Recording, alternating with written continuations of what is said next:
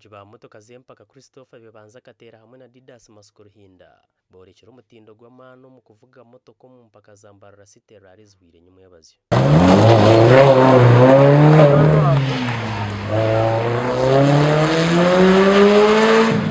Masiko wambarara kuvuga motoka kika cha Subaru Impreza atungire cyoncho bwa nyuma yo kwebembera abandi mu division ya kabiri obwavugire kilometer 103 mushahemwe ndakika 30 okusinga Joshua Muwanguzo mbireho wa kabiri irizo twantu testing kureba twantu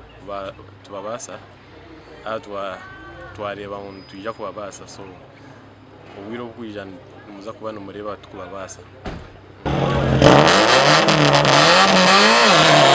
Wekatero wa Bushenya ari kuvuga motoka kika cha Subaru Impreza GC8 akwasara umwanya gwa kabiri mu CRC n'Ingashi Club Manzurare Championship nawe nuko kwebwe cyoncho kandi ogubire guryo mu rundo rwo kubanza kwa yana Rurengoro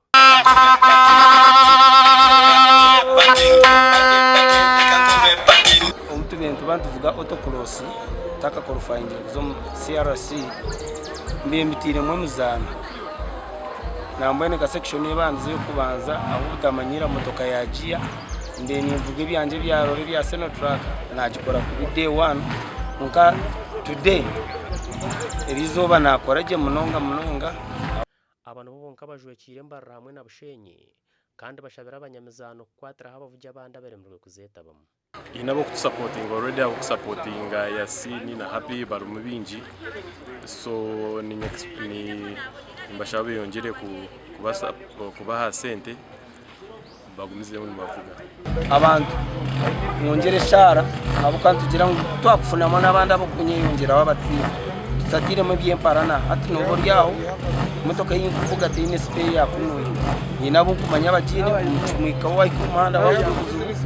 ura yakurwa waza kufune cyoma kuga Kampala kongasima ba makanika banjye babiri abukuga Kampala nibijane byuma bari kubindetera kuko kubintiza bajyangwe cyawa muzeyi tujya kucyasa bwetuti ureba ngo abakuri abine mu kundo muzano ukabakuni abatagira